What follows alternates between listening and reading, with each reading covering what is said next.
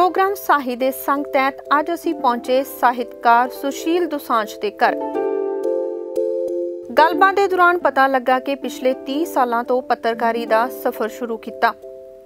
पत्रकारी दे नाल नाल ਸਾਹਿਤ पत्रकारी नाल भी जुड़े पंजाबी कवि, पत्रकार, रेडियो टीवी होस्ट भी करते हैं। पिछले 15 सालों तो एक मैगजीन हुण नूं प्रकाशित कर रहे हैं ते लंबे समय ਲਈ अपने नाल पाठकां नूं जोड़ के रखना सौखा काम नहीं। जे कह लिया जाए कि पाठकां दी कमी है तो इन्हां ने इस गल नूं गलत साबित कर दिता है। पाठक अज भी इस मैगजीन नाल इस दे कंटेंट करके जुड़े हुए हैं। आओ जानते हैं इन्हां दे ਸਾਹਿਤਕ सफर नाल जुड़ियां गल्लां। तुसीं देख रहे हो प्रोग्राम ਸਾਹਿਤ ਦੇ संग राजविंदर ਦੇ ਨਾਲ और जिस तरह ਅਸੀਂ प्रोग्राम ਸਾਹਿਤ ਦੇ संग ਵਿੱਚ हर हफ्ते एक नवे ਸਾਹਿਤਕਾਰ ਨੂੰ ਲੈ ਕੇ ਤੁਹਾਡੇ रूबरू ਹੁੰਨੇ ਆ और ਅੱਜ ਜਿਨ੍ਹਾਂ ਨਾਲ ਅਸੀਂ ਤੁਹਾਡੀ ਮੁਲਾਕਾਤ ਕਰਾਉਣ ਜਾ ਰਹੇ ਹਾਂ ਉਹਨਾਂ ਦਾ ਨਾਮ ਹੈ ਜੀ ਸੁਸ਼ੀਲ ਦੋਸਾਂਝ। ਉਹ ਨਾ ਸਿਰਫ ਸਾਹਿਤਕਾਰ ਨੇ, ਪੱਤਰਕਾਰੀ ਵੀ ਕਰਦੇ ਨੇ, ਸਾਹਿਤ ਪੱਤਰਕਾਰੀ ਵੀ ਕਰਦੇ ਨੇ। ਇਸ ਤੋਂ ਇਲਾਵਾ ਰੇਡੀਓ ਟੀਵੀ ਨਾਲ ਵੀ ਜੁੜੇ ਹੋਏ ਆ, ਹੋਸਟ ਵੀ ਕਰਦੇ ਆ ਔਰ ਇੱਕ ਉਹਨਾਂ ਦਾ ਮੈਗਜ਼ੀਨ ਹੈ ਜਿਸ ਦਾ ਨਾਮ ਹੈ ਹੁਣ, ਉਹਦੇ ਸੰਪਾਦਕ ਵੀ ਨੇ। ਜਾਣਾਂਗੇ ਉਹਨਾਂ ਦੇ ਸਾਹਿਤਕ ਸਫ਼ਰ ਬਾਰੇ। आओ फिर करते हैं मुलाकात का सिलसिला शुरू। सत श्री अकाल सर। सत श्री अकाल राजविंदर, बहुत मेहरबानी। तो विजन पंजाब टीवी देख रहे सुन रहे सारे ਸਰੋਤਿਆਂ ਨੂੰ ਸੁਸ਼ੀਲ ਦੋਸਾਂਝ ਦੀ ਪਿਆਰ ਭਰੀ ਸਤਿ ਸ਼੍ਰੀ ਅਕਾਲ, ਆਦਾਬ ਤੇ ਨਮਸਕਾਰ ਜੀ। ਔਰ ਸਰ ਆਪਾਂ ਸ਼ੁਰੂਆਤ ਕਰਦੇ ਹਾਂ ਜਿਸ ਤਰ੍ਹਾਂ ਕਿ ਤੁਸੀਂ ਸਾਹਿਤਕਾਰ ਵੀ ਹੋ ਤੇ ਸਾਹਿਤਕ ਪੱਤਰਕਾਰੀ ਵੀ ਕਰਦੇ ਹੋ ਨਾ। ਤੁਸੀਂ ਆਪਾਂ ਗੱਲ ਕੀਤੀ ਜਿਸ ਤਰ੍ਹਾਂ ਤੁਸੀਂ ਰੇਡੀਓ ਨਾਲ ਵੀ ਜੁੜੇ ਹੋ, ਟੀਵੀ ਨਾਲ ਵੀ ਹੋਸਟ ਵੀ ਕਰਦੇ ਹੋ ਹਨਾ। ਹੁਣ ਜੇ ਆਪਾਂ ਫਰਕ ਜਾਣੀਏ, ਇੱਕ ਸਾਹਿਤ ਲਿਖਣਾ ਤੇ ਸਾਹਿਤਕ ਪੱਤਰਕਾਰੀ ਕਰਨੀ, ਦੋਨਾਂ ਚੀਜ਼ਾਂ 'ਚ ਕੀ ਫਰਕ ਹੈ? ਦੇਖੋ, ਬੜਾ ਖਾਸ ਤੌਰ ਤੇ ਜਿਹੜੇ ਪੱਤਰਕਾਰੀ ਦੇ ਹਵਾਲੇ ਨਾਲ ਜੇ ਆਪਾਂ ਗੱਲ ਕਰਨੀ ਹੋਵੇ ਤੇ ਮੈਂ ਕਈ ਰੂਪ ਦਿਨ 'ਚ ਬਦਲਦਾ ਆਪਣੇ। ਕਦੇ ਮੈਂ ਪੱਤਰਕਾਰ ਹੁੰਦਾ, ਕਦੇ ਰੇਡੀਓ ਪੱਤਰਕਾਰ ਹੁੰਦਾ, ਕਦੇ ਟੈਲੀਵਿਜ਼ਨ ਤੇ ਹੁੰਦਾ ਤੇ ਕਦੇ ਸਾਹਿਤਕ ਪੱਤਰਕਾਰ ਹੁੰਦਾ। ਤੇ ਇੱਕ ਜਿਹੜਾ ਮੇਰਾ ਆਪਣਾ ਲਿਖਣ ਕਾਰਜ ਹੈ ਜਿਹਨੂੰ ਸਿਰਜਣ ਪ੍ਰਕਿਰਿਆ ਕਹਿ ਲਓ, ਉਹਦੇ 'ਚ ਵੀ ਮੈਂ ਲੱਗਾ ਹੁੰਦਾ। ਸੋ ਕਈ ਤਰ੍ਹਾਂ ਦੀਆਂ ਭੂਮਿਕਾਵਾਂ 'ਚ ਜਦੋਂ ਮੈਂ ਰਹਿੰਦਾ ਤੇ ਇਹ ਜਿਹੜੇ ਸਾਰੀਆਂ ਚੀਜ਼ਾਂ ਦਾ ਅਸੀਂ ਜ਼ਿਕਰ ਕੀਤਾ, ਇਹ ਥੋੜੇ ਫਰਕ ਦੇ ਨਾਲ ਬਹੁਤ ਕੁਝ ਇਹਨਾਂ ਦਾ ਆਪੋ ਵਿੱਚ ਹੀ ਜੁੜਿਆ। ਪਰ ਜੇ ਕੇਵਲ ਆਪਾਂ ਪੱਤਰਕਾਰੀ ਤੇ ਸਾਹਿਤਕ ਪੱਤਰਕਾਰੀ ਦੀ ਗੱਲ ਕਰਨੀ ਹੋਵੇ ਤੇ ਇਹਦੇ 'ਚ ਬਹੁਤ ਫਰਕ ਹੈ। ਜਿਹੜੀ ਪੱਤਰਕਾਰੀ ਹੈ, ਰੂਟੀਨ ਦੀ ਪੱਤਰਕਾਰੀ ਜਿਹੜੀ ਹੈ, ਪ੍ਰਿੰਟ ਜਰਨਲਿਜ਼ਮ ਦੀ ਮੈਂ ਜੇ ਗੱਲ ਕਰਾਂ, ਉਹਦੇ 'ਚ ਵੀ ਸਾਹਿਤ ਲਾਜ਼ਮੀ ਤੌਰ ਤੇ ਆਉਂਦਾ ਹੈ। ਪਰ ਉਹ ਸਾਹਿਤ ਆਉਂਦਾ ਆ ਬਹੁਤ, ਤੁਸੀਂ ਕਹਿ ਲਓ ਵੀ ਉਹਦਾ ਅਸਰ ਜਿਹੜਾ ਆ ਉਹ ਇੱਕ ਦਿਨ ਹੀ ਹੁੰਦਾ। ਮਤਲਬ ਜਿਹੜੇ ਵੱਖ-ਵੱਖ ਅਖਬਾਰਾਂ ਨੇ ਉਹ ਸਾਹਿਤਕ ਆਪਣੇ ਪੰਨੇ ਦਿੰਦੀਆਂ। ਉਹ ਐਤਵਾਰ ਤਾਂ ਜਿੱਦਾਂ ਨਵਾਂ ਜ਼ਮਾਨਾ ਦਾ ਬੜਾ ਪਾਪੂਲਰ ਹੋਇਆ ਤੇ ਪੰਜਾਬੀ ਟ੍ਰਿਬਿਊਨ ਦਾ ਐਤਵਾਰ ਦਾ ਅੰਕ ਬੜਾ ਵਧੀਆ ਹੁੰਦਾ। ਬਾਕੀ ਅਖਬਾਰਾਂ ਵੀ ਦਿੰਦੀਆਂ, ਅਜੀਤ ਵੀ ਦਿੰਦੀ ਹੈ, ਜਗਬਾਣੀ ਵੀ ਦਿੰਦੀ ਹੈ। ਪਰ ਮਸਲਾ ਇਹ ਆ ਵੀ ਉਹਨਾਂ ਦੀ ਉਮਰ ਬਹੁਤੀ ਨਹੀਂ ਹੁੰਦੀ। ਤੇ ਜਿਹੜੇ ਰਸਾਲਿਆਂ ਰਾਹੀਂ ਜਿਹੜੀ ਸਾਹਿਤਕ ਪੱਤਰਕਾਰੀ ਸਾਡੇ ਸਾਹਮਣੇ ਆਉਂਦੀ ਹੈ ਉਹ ਯੁੱਗਾਂ ਤੱਕ ਜਿਉਂਦੀ ਰਹਿੰਦੀ ਹੈ। ਅੱਜ ਜੇ ਨਾਗਮਣੀ ਨਹੀਂ ਵੀ ਛਪਦਾ, ਅੰਮ੍ਰਿਤਾ ਪ੍ਰੀਤਮ ਹੋਰਾਂ ਦਾ ਨਾਗਮਣੀ ਸੀ, ਉਹਦੇ ਬਾਵਜੂਦ ਵੀ ਨਾਗਮਣੀ ਜਿਹੜੀ ਆ ਜਿਉਂਦੀ ਹੈ ਇਸ ਵੇਲੇ। ਤੇ ਉਹ ਤੁਸੀਂ ਉਹਨਾਂ ਦੀ ਪੁਰਾਣੀਆਂ ਫਾਈਲਾਂ ਦੇਖ ਸਕਦੇ ਹੋ। ਕਈ ਵਾਰੀ ਅਸੀਂ ਰੀਪਰੋਡਿਊਸ ਕਰਦੇ ਹਾਂ, ਮਤਲਬ ਨਾਗਮਣੀ ਜਾਂ ਆਰਸੀ ਦੇ ਵਿੱਚ ਕੁਝ ਜਿਹੜਾ ਛਪਿਆ ਸੀ, ਜਾਂ ਪ੍ਰੀਤ ਲੜੀ ਹੁਣ ਵੀ ਨਿਕਲਦੀ ਹੈ। ਮਤਲਬ ਬੜੀ ਵੱਡੀ ਦੇਣ ਹੈ ਪ੍ਰੀਤ ਲੜੀ ਦੀ ਪੰਜਾਬੀ ਦੀ ਸਾਹਿਤਕ ਪੱਤਰਕਾਰੀ ਨੂੰ। ਸੋ ਮੈਨੂੰ ਲੱਗਦਾ ਵੱਡਾ ਫਰਕ ਹੈ ਜਿਹੜੀ ਰੋਜ਼ਾਨਾ ਪੱਤਰਕਾਰੀ ਅਖਬਾਰ ਰਾਹੀਂ ਸਾਡੇ ਸਾਹਮਣੇ ਆਉਂਦੀ ਹੈ, ਉਹਦੀ ਉਮਰ ਬਹੁਤ ਥੋੜ੍ਹੀ ਹੁੰਦੀ ਹੈ। ਤੇ ਜਿਹੜੀ ਸਾਹਿਤਕ ਪੱਤਰਕਾਰੀ ਆ ਉਹਦੀ ਕਾਫੀ ਲੰਮੀ ਉਮਰ ਹੁੰਦੀ ਹੈ, ਸਦੀਆਂ ਤੱਕ ਹੁੰਦੀ ਹੈ। ਜੀ, ਪਾਠਕਾਂ ਦੇ ਮਨਾਂ ਤੇ ਲੰਮੇ ਸਮੇਂ ਲਈ ਉਹ ਛਾਪ ਛੱਡ ਜਾਂਦੀ ਹੈ। ਲਾਜ਼ਮੀ ਤੌਰ ਤੇ ਹੈ। ਦੇਖੋ, ਜਿਹੜੀ ਇਹ ਨਹੀਂ ਕਿ ਕਹਾਣੀ ਜਿਹੜੀ ਅਖਬਾਰ 'ਚ ਛਪੀ ਆ ਉਹ ਕੋਈ ਮਾੜੀ ਕਹਾਣੀ ਹੁੰਦੀ ਹੈ, ਜਾਂ ਕਵਿਤਾ ਜਿਹੜੀ ਅਖਬਾਰ 'ਚ ਛਪੀ ਆ ਉਹ ਕੋਈ ਮਾੜੀ ਹੁੰਦੀ ਹੈ, ਪਰ ਉਹ ਸਾਂਭੀ ਨਹੀਂ ਜਾਂਦੀ। ਮਤਲਬ ਜਿਹੜੇ ਸਾਹਿਤਕ ਪੱਤਰਾਂ 'ਚ ਜਾਂ ਰਸਾਲਿਆਂ ਦੇ ਵਿੱਚ ਜਿਹੜੀਆਂ ਸਾਹਿਤਕ ਕਿਰਤਾਂ ਛਪਦੀਆਂ ਉਹ ਬੜੇ ਲੰਮੇ ਸਮੇਂ ਤੱਕ ਸਾਂਭੀਆਂ ਜਾਂਦੀਆਂ। ਹਾਲੇ ਵੀ ਅਸੀਂ ਪੁਰਾਣੀਆਂ ਫਾਈਲਾਂ ਫੋਲਦੇ ਹਾਂ। ਮਤਲਬ ਇੱਕ ਚੇਤਨਾ ਨਾਂ ਦਾ ਰਸਾਲਾ ਨਿਕਲਦਾ ਸੀ, ਐਸ ਸਵਰਨ ਕੱਢਦੇ ਸੀ, ਹਾਲੇ ਵੀ ਅਸੀਂ ਲੱਭਦੇ ਹਾਂ ਵੀ ਕਿਤੋਂ ਉਹਦੀ ਕੋਈ ਕਾਪੀ ਮਿਲ ਜਾਏ। ਸੋ ਇਹ ਜਿਹੜੀ ਗੱਲ ਹੈ ਨਾ, ਇਹ ਥੋੜ੍ਹਾ ਵੱਖਰਿਆਉਂਦੀ ਹੈ ਰੂਟੀਨ ਦੀ ਪੱਤਰਕਾਰੀ ਤੋਂ ਸਾਹਿਤਕ ਪੱਤਰਕਾਰੀ ਨੂੰ। ਇਸ ਤਰ੍ਹਾਂ ਵੱਖਰੇ ਕਰਕੇ ਦੇਖਿਆ ਜਾ ਸਕਦਾ। ਮੈਂ ਇੱਕ ਵਾਰੀ ਜਦੋਂ ਦੇਸ਼ ਸੇਵਕ ਦੇ ਵਿੱਚ ਕੰਮ ਕਰ ਰਿਹਾ ਸੀ, ਐਤਵਾਰ ਦਾ ਪੇਜ ਬਣਾਉਂਦਾ ਹੁੰਦਾ ਸੀ, ਤੇ ਮੈਂ ਅਚਾਨਕ ਹੀ ਕਿਤੇ ਨਾਗਮਣੀ ਦੇਖੀ ਤੇ ਮੈਨੂੰ ਸ਼ਿਵ ਕੁਮਾਰ ਬਟਾਲਵੀ ਹੋਰਾਂ ਦਾ ਇੱਕ ਪੀਸ ਲੱਭ ਪਿਆ ਵਾਰਤਕ ਦਾ, ਇੱਕ ਗੀਤ ਦੀ ਸਿਰਜਣਾ। ਜਦੋਂ ਉਹਨਾਂ ਨੂੰ ਭਾਰਤੀ ਸਾਹਿਤ ਅਕੈਡਮੀ ਦਾ ਨਾਮ ਮਿਲਿਆ ਸੀ, ਉਦੋਂ ਉਹਨਾਂ ਨੇ ਗੁਲਜ਼ਾਰ ਸਿੰਘ ਸੰਧੂ ਉੱਥੇ ਹੁੰਦੇ ਸੀ ਦਿੱਲੀ, ਉਹਨਾਂ ਦੇ ਘਰ ਰਾਤ ਰਹੇ ਤੇ ਉਹ ਗੀਤ ਕਿੱਦਾਂ ਉਪਜਿਆ, ਉਹ ਗੀਤ ਉਹ ਆਰਟੀਕਲ ਮੇਰੇ ਹੱਥ ਲੱਗ ਗਿਆ। ਮੈਂ ਰੀਪਰੋਡਿਊਸ ਕੀਤਾ, ਦੇਸ਼ ਸੇਵਕ ਛਾਪਿਆ। ਤੇ ਮੇਰੇ ਐਡੀਟਰ ਉਦੋਂ ਹੁੰਦੇ ਸੀ ਗੁਲਜ਼ਾਰ ਸਿੰਘ ਸੰਧੂ, ਮੈਨੂੰ ਕਹਿੰਦੇ ਯਾਰ ਤੂੰ ਕਿੱਥੋਂ ਲੱਭ ਕੇ ਲਿਆ? ਮਤਲਬ ਬਾਰ-ਬਾਰ ਸਾਡੇ ਅੱਗੇ ਚੀਜ਼ਾਂ ਜਿਹੜੀਆਂ ਆਉਂਦੀਆਂ ਰਹਿੰਦੀਆਂ। ਤੇ ਇਹ ਸਾਹਿਤਕ ਪੱਤਰਕਾਰੀ ਦਾ ਇੱਕ ਬਹੁਤ ਵੱਡੀ ਭੂਮਿਕਾ ਹੈ ਸਾਹਿਤ ਨੂੰ ਜਿਉਂਦੇ ਰੱਖਣ ਦੇ ਵਿੱਚ, ਸਾਹਿਤ ਨੂੰ ਚੱਲਦਾ ਰੱਖਣ ਦੇ ਵਿੱਚ, ਸਾਹਿਤ ਦਾ ਆਦਾਨ ਪ੍ਰਦਾਨ ਕਰਨ ਦੇ ਵਿੱਚ ਸਾਹਿਤਕ ਰਸਾਲਿਆਂ ਦੀ ਬਹੁਤ ਵੱਡੀ ਭੂਮਿਕਾ ਹੈ। ਬਿਲਕੁਲ ਜੀ।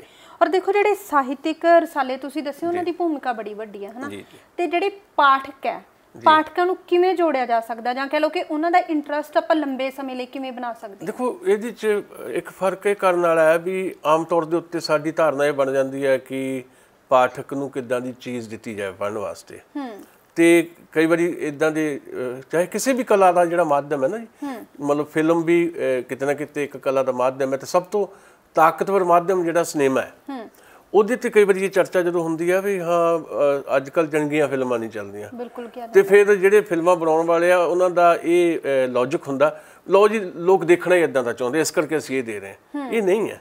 ਅਸਲ ਦੇ ਵਿੱਚ ਤੁਸੀਂ ਲੋਕਾਂ ਦੇ ਪੱਧਰ ਤੇ ਨਹੀਂ ਜਾਣਾ ਹੁੰਦਾ, ਲੋਕਾਂ ਦਾ ਪੱਧਰ ਤੁਸੀਂ ਹੌਲੀ ਹੌਲੀ ਚੱਕਣਾ ਹੁੰਦਾ ਉੱਪਰ। ਸੋ ਇਸੇ ਕਰਕੇ ਸਾਹਿਤਕ ਰਸਾਲਿਆਂ ਦੇ ਵਿੱਚ ਵੀ ਜਿਹੜੀਆਂ ਹਲਕੀਆਂ ਫੁਲਕੀਆਂ ਚੀਜ਼ਾਂ ਨਹੀਂ ਛਪ ਸਕਦੀਆਂ, ਜਿਹੜੀਆਂ ਮੈਂ ਰੋਜ਼ਾਨਾ ਦੀ ਪੱਤਰਕਾਰੀ ਦੀ ਗੱਲ ਕੀਤੀ ਹੈ ਉਹਦੇ 'ਚ ਹਲਕੀ ਫੁਲਕੀ ਸਾਹਿਤਕ ਕਿਰਤ ਛਪ ਸਕਦੀ ਹੈ, ਪਰ ਜੇ ਕੋਈ ਚੰਗਾ ਰਸਾਲਾ ਸਾਹਿਤਕ ਰਸਾਲਾ ਹੈ ਉਹਦੇ 'ਚ ਪਾਠਕਾਂ ਦੀ ਵੀ ਮੰਗ ਹੁੰਦੀ ਹੈ, ਪਾਠਕਾਂ ਦੀ ਮੰਗ ਨੂੰ ਵੀ ਧਿਆਨ 'ਚ ਰੱਖਣਾ ਹੁੰਦਾ, ਪਰ ਤੁਸੀਂ ਬਿਲਕੁਲ ਸਾਫ਼ ਸਪਾਟ ਜਿਹੜੀ ਭਾਸ਼ਾ ਹੈ ਉਹਦੇ ਵਿੱਚ ਨਹੀਂ ਸਾਹਿਤਕ ਰਸਾਲੇ ਚਲਾ ਸਕਦੇ। ਤੁਸੀਂ ਲੋਕਾਂ ਦੀ ਭਾਸ਼ਾ ਵੀ ਅਮੀਰ ਕਰਨੀ ਹੈ, ਤੁਹਾਡੀ ਇੱਕ ਜ਼ਿੰਮੇਵਾਰੀ ਹੈ, ਸਾਹਿਤਕ ਰਸਾਲਿਆਂ ਦੀ ਇਹ ਜ਼ਿੰਮੇਵਾਰੀ ਹੈ ਵੀ ਲੋਕਾਂ ਦੀ ਭਾਸ਼ਾ ਦੀ ਜਿਹੜੀ ਤਰੱਕੀ ਹੈ ਉਹ ਵੀ ਹੋਵੇ। ਸੋ ਇਹ ਮੰਗ ਕਰਨੀ ਵੀ ਲਓ ਜੀ ਸ਼ਾਇਦ ਜਿਹੜਾ ਜਿੱਦਾਂ ਕਈ ਵਾਰੀ ਅਸ਼ਲੀਲਸ਼ੀਲ ਸਾਹਿਤ ਦਾ ਇਸ਼ੂ ਆ ਜਾਂਦਾ ਨਾ ਜੀ, ਅਸੀਂ ਜਿਹੜਾ ਅਮਿਤ ਪਾਕਟ ਬੁੱਕਸ ਦੀਆਂ ਜਿਹੜੇ ਛੋਟੇ ਛੋਟੇ ਨਾਵਲ ਵਿਕਦੇ ਸੀ ਬੱਸ ਸਟੈਂਡਾਂ ਤੇ, ਪੰਜਾਬੀ ਦੇ ਸਾਹਿਤਕ ਰਸਾਲੇ ਉਸ ਤਰ੍ਹਾਂ ਦਾ ਸਾਹਿਤ ਥੋੜ੍ਹਾ ਦੇਣਗੇ। ਅਸੀਂ ਇੱਕ ਉੱਚ ਪਾਏ ਦਾ ਸਾਹਿਤ ਦੇਣਾ ਆ ਜਿਹਦੇ ਮਨੁੱਖੀ ਸਰੋਕਾਰ ਜਿਹਦੇ ਨਾਲ ਜੁੜੇ ਹੋਣ, ਜਿਹੜਾ ਸਮਾਜ ਅਸੀਂ ਚਾਹੁੰਦੇ ਆ ਇਹ ਦੁਨੀਆ ਜਿਹੜੀ ਆ ਰਹਿਣ ਯੋਗ ਹੋਵੇ ਉੱਦਾਂ ਦਾ ਸਾਹਿਤ ਅਸੀਂ ਦੇਣਾ ਚਾਹੁੰਦੇ ਆ। ਸੋ ਇਹ ਇਸ ਗੱਲ ਨੂੰ ਧਿਆਨ 'ਚ ਰੱਖਣਾ ਬਹੁਤ ਜ਼ਰੂਰੀ ਹੈ। ਬਿਲਕੁਲ। ਔਰ ਦੇਖੋ ਇਹਦੇ 'ਚ ਮੈਨੂੰ ਲੱਗਦਾ ਜਿਹੜੀ ਸ਼ਬਦਾਵਲੀ ਆ ਉਹ ਬਹੁਤ ਮਹੱਤਵ ਰੱਖਦੀ ਹੈ, ਕਿਉਂਕਿ ਸ਼ਬਦ ਜਿਵੇਂ ਤੁਸੀਂ ਸਾਹਿਤ ਦੀ ਗੱਲ ਕੀਤੀ ਕਿ ਲੋਕਾਂ ਨੂੰ ਅਸੀਂ ਉੱਪਰ ਉਠਾਉਣਾ, ਲੋਕਾਂ ਨੂੰ ਇਹ ਲੱਗਣਾ ਚਾਹੀਦਾ ਕਿ ਇਹ ਚੀਜ਼ ਮੇਰੇ ਨਾਲ ਜੁੜੀ ਹੈ ਨਾ। ਕਈ ਵਾਰੀ ਕੀ ਹੁੰਦਾ ਕਿ ਸ਼ਬਦ ਕਈ ਵਾਰੀ ਇੰਨੇ ਜ਼ਿਆਦਾ ਕਹਿ ਲਓ ਕਿ ਸਟਰੋਂਗ ਹੁੰਦੇ ਆ ਜਾਂ ਆਮ ਲੋਕਾਂ ਦੀ ਸਮਝ ਤੋਂ ਬਾਹਰ ਹੁੰਦੇ ਆ ਹਨਾ। ਇੱਕ ਸਾਹਿਤਕਾਰ ਹੋਣ ਦੇ ਨਾਤੇ ਤੁਸੀਂ ਕੀ ਕਹੋਗੇ ਕਿ ਜਿਹੜੀ ਸ਼ਬਦਾਵਲੀ ਆ ਸਾਹਿਤ ਦੀ ਉਹ ਕਿਵੇਂ ਦੀ ਹੋਣੀ ਚਾਹੀਦੀ? ਦੇਖੋ ਜਿਹੜਾ ਬੋਝਲ ਕਿਸੇ ਵੀ ਖੇਤਰ 'ਚ ਜਿਹੜਾ ਬੋਝਲ ਲਫ਼ਜ਼ ਹੈ ਨਾ, ਜਦੋਂ ਬੋਝਲਤਾ ਆ ਜਾਏਗੀ ਤੇ ਉਹ ਪ੍ਰਵਾਨ ਨਹੀਂ ਚੜੇਗੀ। ਮਤਲਬ ਮੈਂ ਕਹਾਣੀ ਦੇ ਐਂਗਲ ਤੋਂ ਆਪਾਂ ਮੰਨ ਲਓ ਗੱਲ ਕਰਦੇ ਹਾਂ, ਬਹੁਤ ਚੰਗੀਆਂ ਕਹਾਣੀਆਂ ਸਾਡੇ ਕਹਾਣੀਕਾਰ ਅੱਜ ਕੱਲ੍ਹ ਰਚ ਰਹੇ ਆ, ਪਰ ਅਕੈਦੀ ਕਹਾਣੀ ਦਾ ਜ਼ਮਾਨਾ ਚਲਾ ਗਿਆ। ਉਹ ਜਿਹੜੀ ਕਹਾਣੀ ਸੰਤ ਸਿੰਘ ਸੇਖੋਂ ਲਿਖਦੇ ਸੀ, ਉਹ ਜਿਹੜੀ ਕਹਾਣੀ ਪ੍ਰਿੰਸੀਪਲ ਸੁਜਾਨ ਸਿੰਘ ਨੇ ਲਿਖੀ, ਉਹ ਜਿਹੜੀ ਕਹਾਣੀ ਜੇ ਅਸੀਂ ਹਿੰਦੀ ਕਹਾਣੀ ਦੀ ਗੱਲ ਕਰੀਏ ਤੇ ਪ੍ਰੇਮ ਚੰਦ ਹੋਰਾਂ ਨੇ ਜਿਹੜੀ ਕਹਾਣੀ ਲਿਖੀ ਉਹ ਅਕੈਦੀ ਕਹਾਣੀ ਹੁੰਦੀ ਸੀ। ਹੁਣ ਜਿਹੜੀਆਂ ਸਾਡੀਆਂ ਅੱਜ ਦੀਆਂ ਕਹਾਣੀਆਂ ਆ, ਸਾਡੇ ਬਹੁਤ ਵੱਡੇ ਵੱਡੇ ਕਹਾਣੀਕਾਰ ਬਹੁਤ ਵਧੀਆ ਕਹਾਣੀ ਲਿਖ ਰਹੇ ਆ, ਪਰ ਇੱਕ ਕਹਾਣੀ 'ਚ 10 ਕਹਾਣੀਆਂ ਪਈਆਂ ਹੁੰਦੀਆਂ, ਸੋ ਸਮਝਣ ਲੱਗਿਆ ਥੋੜਾ ਦੇਰ ਲੱਗਦੀ ਹੈ। ਪਰ ਫਿਰ ਵੀ ਜੇ ਕੋਈ ਸਪਸ਼ਟਤਾ ਦੇ ਨਾਲ ਉਹ ਗੱਲ ਕਰਦਾ ਆ, ਸਪਸ਼ਟਤਾ ਦਾ ਮਤਲਬ ਜਿਹੜਾ ਸਰਲ ਹੋਣ ਦਾ ਮਤਲਬ ਜਿਹੜਾ ਆ ਉਹ ਇਹ ਨਹੀਂ ਹੁੰਦਾ ਕਿ ਤੁਸੀਂ ਇੱਦਾਂ ਗੱਲ ਕਰਨੀ ਹੈ ਵੀ ਉਹ ਸਾਹਿਤ ਹੀ ਨਾ ਰਵੇ, ਸਰਲ ਭਾਸ਼ਾ ਦੇ ਵਿੱਚ ਵੀ ਸਾਹਿਤ ਰਚਿਆ ਜਾ ਸਕਦਾ। ਸੋ ਬਹੁਤ ਸਾਰੇ ਲਿਖ ਰਹੇ ਆ। ਮੈਂ ਤੁਹਾਨੂੰ ਇੱਕ ਦੱਸਦਾ ਕਿ ਜਿਹੜਾ ਤੁਸੀਂ ਕਹਿੰਦੇ ਵੀ ਲੋਕਾਂ ਨੂੰ ਲੱਗੇ ਕਿ ਇਹ ਮੇਰੀ ਗੱਲ ਹੋ ਰਹੀ ਹੈ, ਅਸੀਂ ਹੁਣ ਮੈਗਜ਼ੀਨ 'ਚ ਪਿੱਛੇ ਇੱਕ ਛੋਟਾ ਜਿਹਾ ਵਾਰਤਕ ਦਾ ਪੀਸ ਛਾਪਿਆ, ਉਹ ਕਹਾਣੀ ਵਰਗਾ ਹੀ ਪੀਸ ਸੀ। ਗੁਰਮੀਤ ਕੜਿਆਲ ਵੀ ਸਾਡਾ ਬਹੁਤ ਵੱਡਾ ਕਹਾਣੀਕਾਰ ਆ, ਮੇਰੀ ਉਮਰ ਦਾ ਆ, ਸਾਡਾ ਮਿੱਤਰ ਆ, ਉਹਨੇ ਇੱਕ ਬੁੱਧੋ ਨਾਂ ਦਾ ਪੀਸ ਲਿਖਿਆ, ਅਸੀਂ ਹੁਣ ਛਾਪਿਆ। ਉਹ ਜਦੋਂ ਮੈਂ ਬੁੱਧੋ ਉਸ ਪੀਸ ਦੇ ਵਿੱਚ ਉਹਦੇ ਘਰ ਜਿਹੜੀ ਉਹਨਾਂ ਨੇ ਦਿਹਾੜੇ ਲਿਆ ਕੇ ਮੱਝ ਰੱਖੀ ਸੀ ਉਹਦਾ ਨਾਂ ਆ, ਮੱਝ ਦਾ ਨਾਂ ਬੁੱਧੋ ਆ। ਤੇ ਉਹ ਜਦੋਂ ਮੈਂ ਛਾਪ ਰਿਹਾ ਸੀ, ਪੜ੍ਹ ਰਿਹਾ ਸੀ, ਤੇ ਮੈਨੂੰ ਆਪਣੇ ਘਰ ਜਦੋਂ ਬਚਪਨ 'ਚ ਅਸੀਂ ਗਾਂ ਰੱਖੀ ਹੋਈ ਸੀ, ਮੈਨੂੰ ਆਪਣੀ ਉਹ ਗਾਂ ਯਾਦ ਆ ਰਹੀ ਸੀ। ਤੇ ਜਦੋਂ ਛਪ ਗਿਆ ਤੇ ਸੈਂਕੜੇ ਫੋਨ ਜਿਹੜੇ ਆ ਗੁਰਮੀਤ ਕੜਿਆਲ ਵੀ ਨੂੰ ਗਏ, ਸੈਂਕੜੇ ਫੋਨ ਮੈਨੂੰ ਆਏ, ਉਹ ਸਾਰੇ ਲੋਕ ਇਹ ਕਹਿ ਰਹੇ ਸੀ ਸਾਨੂੰ ਲੱਗਦਾ ਇਹ ਸਾਡੀ ਗੱਲ ਹੈ, ਇਹ ਸਾਡੀ ਮੱਝ ਹੈ, ਜਿਸ ਮੱਝ ਦੀ ਗੱਲ ਗੁਰਮੀਤ ਕੜਿਆਲ ਵੀ ਕਰ ਰਿਹਾ। ਮੈਨੂੰ ਉਹਦੀ ਵਾਰਤਕ ਪੜ੍ਹਦਿਆਂ ਸੰਤੋਖ ਸਿੰਘ ਧੀਰ ਦੀ ਇੱਕ ਕਹਾਣੀ ਯਾਦ ਆਈ, ਮੰਗੋ ਇੱਕ ਗਾਂ ਤੇ ਕਹਾਣੀ ਸੀ, ਉਹ ਦੂਰਦਰਸ਼ਨ ਨੇ ਉੱਤੇ ਫਿਲਮ ਵੀ ਬਣਾਈ ਸੀ। ਤੇ ਮਤਲਬ ਇਹ ਚੀਜ਼ਾਂ ਜਿਹੜੀਆਂ ਤੁਹਾਨੂੰ ਨਾਲ ਜੋੜਦੀਆਂ, ਸਾਹਿਤ ਦਾ ਕੰਮ ਹੁੰਦਾ ਹੀ ਜੋੜਨਾ, ਸਾਹਿਤ ਨੇ ਜੋੜਨਾ ਹੀ ਹੁੰਦਾ। ਸਾਹਿਤ ਦਾ ਮਨੋਰਥ ਇਹ ਹੈ ਵੀ ਤੁਸੀਂ ਲੋਕਾਈ ਨੂੰ ਜੋੜਨਾ, ਪਰ ਜੋੜਨ ਦੀਆਂ ਵਿਧੀਆਂ ਕੀ ਹੋਣ, ਸਾਹਿਤ ਨੂੰ ਲਵੇ ਕਿੱਦਾਂ, ਤੁਹਾਡੀ ਕਵਿਤਾ ਕਿੱਦਾਂ ਲਵੇ, ਤੁਹਾਡੀ ਕਹਾਣੀ ਕਿੱਦਾਂ ਲਵੇ, ਤੁਹਾਡੀ ਵਾਰਤਕ ਕਿੱਦਾਂ ਲਵੇ, ਤੁਹਾਡਾ ਨਾਵਲ ਕਿੱਦਾਂ ਲਵੇ, ਲੋਕਾਂ ਦੇ ਮਸਲਿਆਂ ਨੂੰ ਕਿੱਦਾਂ ਫੋਕਸ ਕਰਨਾ ਹੈ, ਇਹ ਤੁਹਾਡੀ ਚੇਤਨਾ ਤੇ ਨਿਰਭਰ ਕਰਦਾ। ਲੇਖਕ ਦੀ ਜਿਹੜੀ ਅਕਲ ਹੈ ਨਾ ਜੀ, ਲੇਖਕ ਦੀ ਅਕਲ ਇਹ ਨਹੀਂ ਕੋਈ ਉੱਤੋਂ ਡਿੱਗ ਕੇ ਆਈ ਹੁੰਦੀ ਹੈ, ਲੇਖਕ ਦੀ ਅਕਲ ਬਣਦੀ ਹੈ ਚੇਤਨਾ ਦੇ ਰੂਪ ਦੇ ਵਿੱਚ, ਉਹਦੇ ਕੋਲ ਜਿਹੜੀ ਆਉਂਦੀ ਆ ਉਹਦਾ ਆਲਾ ਦੁਆਲਾ ਜੋ ਕੁਝ ਉਹਨੂੰ ਪ੍ਰਦਾਨ ਕਰਦਾ ਹੈ, ਬਹੁਤ ਸਾਰੇ ਨਿੱਜੀ ਮਸਲੇ ਵੀ ਹੁੰਦੇ ਆ, ਨਿੱਜੀ ਤਜਰਬੇ ਵੀ ਹੁੰਦੇ ਆ, ਪਰ ਅਸਲੀ ਗੱਲ ਉਦੋਂ ਬਣਦੀ ਹੈ ਜਦੋਂ ਬਾਹਰ ਮੁਖਤਾ ਤੇ ਅੰਤਰਮੁਖਤਾ ਇਹਦਾ ਸੁਮੇਲ ਹੁੰਦਾ ਹੈ। ਤੇ ਸਾਹਿਤ ਦੀ ਕੋਈ ਵੀ ਵਿਧਾ ਕੋਈ ਉੱਪਰੋਂ ਨਹੀਂ ਆਉਂਦੀ, ਕੋਈ ਇਲਹਾਮ ਨਹੀਂ ਹੁੰਦਾ ਕਦੀ ਵੀ। ਕੁਝ ਪ੍ਰਤਿਭਾ ਤੁਹਾਡੇ ਕੋਲ ਜਨਮਜਾਤ ਹੁੰਦੀ ਹੈ, ਪਰ ਬਹੁਤੀ ਪ੍ਰਤਿਭਾ ਜਿਹੜੀ ਹੈ ਤੁਹਾਡੀ ਪ੍ਰੈਕਟਿਸ ਦੇ ਨਾਲ ਤੁਹਾਡੇ ਕੋਲ ਬਣਦੀ ਹੈ। ਤੁਹਾਡੀ ਜਿਹੜੀ ਲਗਾਤਾਰਤਾ ਜਿਹੜੀ ਹੈ, ਤੁਹਾਡਾ ਕੰਮ ਕਰਨ ਦਾ ਜਿਹੜਾ ਜ਼ਰੀਆ ਸਾਹਿਤ ਰਾਹੀਂ ਜਿਹੜਾ ਹੈ, ਉਹ ਤੁਹਾਨੂੰ ਫਿਰ ਬਿਹਤਰ ਬਿਹਤਰ ਬਿਹਤਰ ਕਰਦਾ ਚਲਿਆ ਜਾਂਦਾ। ਬਿਲਕੁਲ ਜੀ। ਔਰ ਦੇਖੋ ਤੁਸੀਂ ਮਨੋਰਥ ਦੀ ਗੱਲ ਕੀਤੀ ਹੈ ਨਾ, ਕਿ ਜਿਹੜਾ ਸਾਹਿਤ ਹੈ ਇਹਦਾ ਜਿਵੇਂ ਲੋਕਾਂ ਨਾਲ ਆਪਾਂ ਜੋੜਦੇ ਆ, ਇਹਦਾ ਮਨੋਰਥ ਆਮ ਲੋਕਾਂ ਲਈ ਗੱਲ ਕਰੀਏ ਤਾਂ ਕਿਵੇਂ ਦਾ ਹੋਣਾ ਚਾਹੀਦਾ? ਦੇਖੋ ਸਿੱਧੀ ਸਪਸ਼ਟ ਜੀ ਗੱਲ ਹੈ ਕਿ ਸਾਹਿਤ ਦਾ ਮਤਲਬ ਹੈ ਲੋਕਾਂ ਲਈ। ਇਹ ਬੜਾ ਪੁਰਾਣਾ ਸਵਾਲ ਹੈ ਕਿ ਸਾਹਿਤ ਜਾਂ ਕਲਾ ਬਾਰੇ ਹੁੰਦਾ ਵੀ ਕਲਾ ਲਈ ਜਾਂ ਕਲਾ ਲੋਕਾਂ ਲਈ। ਤੇ ਅਸੀਂ ਸਮਝਦੇ ਹਾਂ ਘੱਟੋ ਘੱਟ ਵੀ ਜਿਹੜੀ ਕਲਾ ਹੈ ਉਹ ਲੋਕਾਂ ਲਈ ਹੁੰਦੀ ਆ। ਤੇ ਲੇਖਕ ਦੀ ਜ਼ਿੰਮੇਵਾਰੀ ਇੱਥੇ ਨਹੀਂ ਮੁੱਕ ਜਾਂਦੀ ਕਿ ਲੇਖਕ ਨੇ ਕਹਾਣੀ ਲਿਖ ਲਈ ਹੈ, ਕਵਿਤਾ ਲਿਖ ਲਈ ਹੈ, ਅਖਬਾਰ ਛਪ ਗਈ, ਰਸਾਲੇ ਛਪ ਗਏ, ਅਸੀਂ ਖੁਸ਼ ਹੋ ਗਏ। ਲੇਖਕ ਦੀ ਜ਼ਿੰਮੇਵਾਰੀ ਹੈ ਵੀ ਬਿਹਤਰੀਨ ਕਿਸਮ ਦਾ ਸਾਹਿਤ ਦੇਣਾ ਆਪਣੇ ਉਸ ਪਾਠਕ ਨੂੰ, ਜਿਸ ਪਾਠਕ ਨੂੰ ਉਹ ਸਮਝਦਾ ਲੇਖਕ ਵੀ ਇਸ ਪਾਠਕ ਨੂੰ ਜਿੱਦਾਂ ਮੈਂ ਸੋਚਦਾ ਉਸ ਪੱਧਰ ਤੱਕ ਆਉਣਾ ਚਾਹੀਦਾ, ਜਿੱਦਾਂ ਮੈਂ ਸੋਚਦਾ ਵੀ ਇਹ ਸਮਾਜ ਬਦਲਣਾ ਚਾਹੀਦਾ। ਇਹ ਸਮਾਜ ਦੇ ਵਿੱਚ ਇੰਨੀਆਂ ਜ਼ਿਆਦਾ ਮੁਸ਼ਕਲਾਂ ਨੇ, ਇੰਨੀਆਂ ਜ਼ਿਆਦਾ ਤਰੁੱਟੀਆਂ ਨੇ, ਇਹ ਕਈ ਵਾਰੀ ਲੱਗਦਾ ਇਹ ਸਮਾਜ ਦੇ ਵਿੱਚ ਸਮਾਜ ਸਾਡਾ ਰਹਿਣ ਯੋਗ ਹੀ ਹੈ ਨਹੀਂ। ਇਸ ਸਮਾਜ ਨੂੰ ਰਹਿਣ ਯੋਗ ਬਣਾਉਣ ਦਾ ਕੰਮ ਜਿਹੜਾ ਸਾਹਿਤ ਨੇ ਕਰਨਾ ਹੁੰਦਾ। ਇਹੀ ਸਾਹਿਤ ਦਾ ਮਨੋਰਥ ਹੈ। ਸਾਹਿਤ ਦਾ ਮਨੋਰਥ ਹੈ ਮਨੁੱਖੀ ਸਰੋਕਾਰ। ਜਿਸ ਸਾਹਿਤ ਦੇ ਵਿੱਚ ਮਨੁੱਖੀ ਸਰੋਕਾਰ ਹੀ ਹੈ ਨਹੀਂ, ਉਹ ਸਾਹਿਤ ਨਹੀਂ ਹੋ ਸਕਦਾ। ਕਈ ਵਾਰੀ ਇੱਥੇ ਚਰਚਾ ਚੱਲਦੀ ਸਾਡੇ ਵੀ ਸਾਹਿਤ ਨੂੰ ਵੀ ਖਾਨਿਆਂ 'ਚ ਅਸੀਂ ਵੰਡ ਲੈਂਦੇ ਕਈ ਵਾਰੀ ਵੀ ਇਹ ਨਾਰੀ ਸਾਹਿਤ ਹੈ ਜੀ, ਇਹ ਦਲਿਤ ਸਾਹਿਤ ਹੈ ਜੀ। ਦਲਿਤ ਸਾਹਿਤ ਦੀ ਇੱਕ ਪਰੰਪਰਾ ਜਿਹੜੀ ਹੈ ਬੜੀ ਅਮੀਰ ਪਰੰਪਰਾ ਇਸ ਵੇਲੇ ਸਾਡੇ ਕੋਲ ਹੈ, ਪਰ ਮੈਂ ਥੋੜਾ ਅੱਗੇ ਚੱਲ ਕੇ ਗੱਲ ਕਰਦਾ ਕਿ ਉਹ ਸਾਹਿਤ ਹੀ ਨਹੀਂ ਹੋ ਸਕਦਾ ਜਿਹੜਾ ਦਲਿਤ ਦੀ ਗੱਲ ਨਾ ਕਰੇ। ਜਿਹੜਾ ਦਮਤ ਦੀ ਜਿਹੜਾ ਬੰਦਾ ਦੱਬਿਆ ਕੁਚਲਿਆ, ਜਿਹੜਾ ਸਾਹਿਤ ਉਹਦੀ ਗੱਲ ਨਹੀਂ ਕਰਦਾ, ਉਹ ਸਾਹਿਤ ਹੀ ਨਹੀਂ ਹੋ ਸਕਦਾ। ਮੇਰੀ ਨਜ਼ਰ ਦੇ ਵਿੱਚ ਤਾਂ ਜਿਹੜਾ ਸਾਹਿਤ ਅਸਲੀ ਸਾਹਿਤ 99% ਤੋਂ ਵੀ ਜ਼ਿਆਦਾ ਜਿਹੜਾ ਰਚਿਆ ਗਿਆ ਉਹ ਦਲਿਤ ਸਾਹਿਤ ਹੀ ਹੈ। ਠੀਕ ਹੈ ਨਾ ਜੀ, ਕਿਉਂਕਿ ਦਲਿਤ ਦੀ ਜਿਸ ਸਿਚੁਏਸ਼ਨ ਦੇ ਵਿੱਚ ਅੱਜ ਦਲਿਤ ਲੋਕ ਰਹਿ ਰਹੇ ਨੇ, ਜਿਸ ਸਮਾਜਿਕ ਕਿਸਮ ਦਾ ਉਹਨਾਂ ਨੂੰ ਉਹ ਘੋਰ ਅਪਮਾਨਜਨਕ ਸਥਿਤੀਆਂ ਜਿਹੜੀਆਂ ਉਹਨਾਂ ਨੂੰ ਉਹਦਾ ਸਾਹਮਣਾ ਕਰਨਾ ਪੈ ਰਿਹਾ, ਉਹਨੂੰ ਬਦਲਣ ਦੀ ਜ਼ਰੂਰਤ ਹੈ। ਤੇ ਸਾਹਿਤ ਇੱਕ ਬਦਲਣ ਦੇ ਹਥਿਆਰ ਦੇ ਤੌਰ ਉੱਤੇ ਲੇਖਕ ਜਿਹੜਾ ਉਹਨੂੰ ਵਰਤਦਾ ਹੈ। ਤੇ ਉਹਦਾ ਮਨੋਰਥ ਵੀ, ਲੇਖਕ ਦਾ ਮਨੋਰਥ ਵੀ ਇਹੀ ਹੈ। ਲੇਖਕ ਦਾ ਮਨੋਰਥ ਆਨੰਦ ਲੈਣਾ ਨਹੀਂ ਹੈ, ਮਤਲਬ ਕੋਈ ਕਵਿਤਾ ਕਹਾਣੀ ਲਿਖ ਕੇ ਆਨੰਦ ਲੈਣਾ ਨਹੀਂ ਹੈ ਸਾਡਾ ਮਨੋਰਥ। ਸਾਡਾ ਮਨੋਰਥ ਹੈ ਆਨੰਦ ਦੇਣਾ ਜ਼ਰੂਰ ਹੈ, ਜ਼ਰੂਰ ਠੀਕ ਹੈ, ਖੁਸ਼ ਹੋਣਾ ਵੀ ਚਾਹੀਦਾ ਲਾਈਫ ਦੇ ਵਿੱਚ ਖੁਸ਼ੀਆਂ ਵੀ ਹੋਣੀਆਂ ਚਾਹੀਦੀਆਂ, ਹਰ ਵਕਤ ਰੁਦਨ ਨਹੀਂ ਚਾਹੀਦਾ। ਪਰ ਜੇ ਤੁਸੀਂ ਖੁਸ਼ੀ ਦੀ ਵੀ ਗੱਲ ਕਰਦੇ ਆ ਤਾਂ ਵੀ ਸਮਾਜ ਜਿਹੜਾ ਕਿਸ ਪਾਸੇ ਲੈ ਕੇ ਜਾਣਾ ਚਾਹੁੰਦੇ ਆ, ਤੁਹਾਡਾ ਸਾਹਿਤ ਇਹਦਾ ਸੁਨੇਹਾ ਜ਼ਰੂਰ ਦੇਵੇ। ਸਾਹਿਤ ਕੋਈ ਨਾਅਰੇਬਾਜ਼ੀ ਵੀ ਨਹੀਂ ਹੈ। ਸਾਹਿਤ ਕੋਈ ਇਹ ਨਹੀਂ ਹੈ ਕਿ ਨਾਰਾ ਮਾਰਤਾ ਜਾਂ ਸਲੋਗਨ ਦੇ ਦਿੱਤਾ। ਕਈ ਵਾਰੀ ਜਿਹੜਾ ਨਾਅਰੇਵਾਦੀ ਸਾਹਿਤ ਹੈ ਉਹ ਵੀ ਕਈ ਵਾਰੀ ਕੰਮ ਤਾਂ ਜ਼ਰੂਰ ਆਉਂਦਾ ਹੈ, ਉਹ ਹੁੰਦਾ ਮੂਵਮੈਂਟਸ ਵੇਲੇ, ਜਦੋਂ ਲਹਿਰਾਂ ਕੋਈ ਚੱਲਦੀਆਂ ਲਹਿਰਾਂ, ਜਦੋਂ ਮਸਲਨ ਪੰਜਾਬ ਦੇ ਵਿੱਚ ਜਿਹੜੀ ਇੱਕ ਨਕਸਲੀ ਮੂਵਮੈਂਟ ਹੈ, ਉਹ ਨਕਸਲੀ ਮੂਵਮੈਂਟ ਦੇ ਵਿੱਚ ਜੁਝਾਰਵਾਦੀ ਸਾਹਿਤ ਆਉਂਦਾ ਹੈ, ਜਾਂ ਰੂਟੀਨ ਦੇ ਵਿੱਚ ਪ੍ਰਗਤੀਵਾਦੀ ਇੱਕ ਸਾਹਿਤ ਦੀ ਸਾਡੀ ਪਰੰਪਰਾ ਰਹੀ ਹੈ। ਕਈ ਵਾਰੀ ਇਹ ਹੈ ਵੀ ਜਦੋਂ ਲੱਗਦਾ ਵੀ ਇਨਕਲਾਬ ਦੀਆਂ ਪ੍ਰਸਥਿਤੀਆਂ ਬਣ ਗਈਆਂ, ਤੁਹਾਨੂੰ ਸ਼ਾਇਦ ਉਹ ਨਾਅਰੇ ਦੀ ਵੀ ਜ਼ਰੂਰਤ ਹੈ। ਤਾਂ ਲਹਿਰਾਂ ਦਾ ਸਾਹਿਤ ਵੀ ਆਪਣੇ ਆਪ 'ਚ ਮਹੱਤਵਪੂਰਨ ਹੈ, ਪਰ ਲਹਿਰਾਂ ਦਾ ਸਾਹਿਤ ਲਹਿਰਾਂ ਤੱਕ ਸੀਮਤ ਹੋ ਕੇ ਰਹਿ ਜਾਂਦਾ ਹੈ। ਅਸਲ ਸਾਹਿਤ ਜਿਹੜਾ ਉਹੀ ਹੈ ਜਿਹੜਾ ਸਦੀਆਂ ਤੱਕ ਜਿਹੜਾ ਉਹ ਤੁਹਾਡੇ ਸਾਹਮਣੇ ਤੁਹਾਡਾ ਮਾਰਗਦਰਸ਼ਕ ਬਣ ਕੇ ਜਿਹੜਾ ਕੰਮ ਕਰਦਾ ਰਹੇ। ਬਿਲਕੁਲ ਜੀ। ਔਰ ਪੰਜਾਬੀ ਭਾਸ਼ਾ ਦੀ ਸਥਿਤੀ ਕਾਫੀ ਜਿਹੜੀ ਚਿੰਤਾਜਨਕ ਹੋ ਗਈ, ਆਪਾਂ ਉਹਦੇ ਤੇ ਵੀ ਗੱਲ ਕਰਾਂਗੇ, ਪਰ ਹੁਣ ਸਮਾਂ ਹੋ ਗਿਆ ਇੱਕ ਛੋਟੇ ਜਿਹੇ ਬ੍ਰੇਕ ਦਾ। ਮਿਲਦੇ ਹਾਂ ਇਸ ਬ੍ਰੇਕ ਤੋਂ ਬਾਅਦ।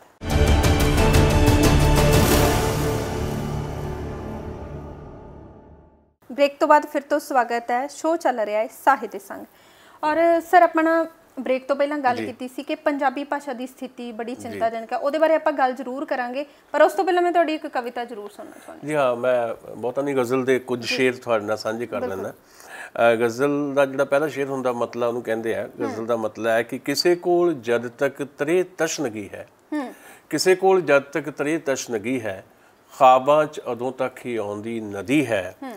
ਤੋ ਅਸੀਂ ਗਮਲਿਆਂ ਵਿੱਚ ਪਿੱਪਲ ਉਗਾਉਂਦੇ, ਅਸੀਂ ਗਮਲਿਆਂ ਵਿੱਚ ਪਿੱਪਲ ਉਗਾਉਂਦੇ, ਤੇ ਜੰਗਲ ਦੇ ਛਾਂਗਣ ਨੂੰ ਦਾਤਰ ਫੜੀ ਹੈ। ਅਸੀਂ ਗਮਲਿਆਂ ਵਿੱਚ ਪਿੱਪਲ ਉਗਾਉਂਦੇ ਤੇ ਜੰਗਲ ਦੇ ਛਾਂਗਣ ਨੂੰ ਦਾਤਰ ਫੜੀ ਹੈ। ਤੂੰ ਆ ਵੀ ਜਾਂ ਮਿਰਜ਼ੇ ਤੂੰ ਵਰ ਵੀ ਜਾਂ ਬਦਲਾ, ਤੂੰ ਆ ਵੀ ਜਾਂ ਮਿਰਜ਼ੇ ਤੂੰ ਵਰ ਵੀ ਜਾਂ ਬਦਲਾ, ਇਹ ਸਹਿਬਾਂ ਇਹ ਧਰਤੀ ਪਿਆਸੀ ਬੜੀ ਹੈ। ਤੋ ਇੱਕ ਸ਼ੇਰ ਹੋ ਰਿਹਾ, ਵੈਸੇ ਕਾਫੀ ਸ਼ੇਰ ਹੈ ਪਰ ਮੈਂ ਲਾਸਟ ਸ਼ੇਰ ਸੁਣਾਉਣਾ ਵੀ ਮੇਰੀ ਜੂਨ ਆ ਕੇ ਹੀ ਤੂੰ ਜਾਣ ਸਕਣਾ, ਮੇਰੀ ਜੂਨ ਆ ਕੇ ਹੀ ਤੂੰ ਜਾਣ ਸਕਣਾ ਕਿ ਪਿੰਜਰੇ 'ਚ ਕਿੱਦਾਂ चिड़ी चहकदी है, मेरी जून आके ही तू जान सकना है कि पिंजरे च किद्दां चिड़ी चहकदी है। पर एक शेर मैनूं हुण जरूर सुनाउणा पैना भी बिना धीआं तीआं दे पिड़ कौन बन्नू, बिना धीआं तीआं दे पिड़ कौन बन्नू, मेरी मां नींदर च इउं बोलदी है, किसे कोल जद तक त्रे तशनगी है, उदों तक ही ख्वाबां च आउंदी नदी है।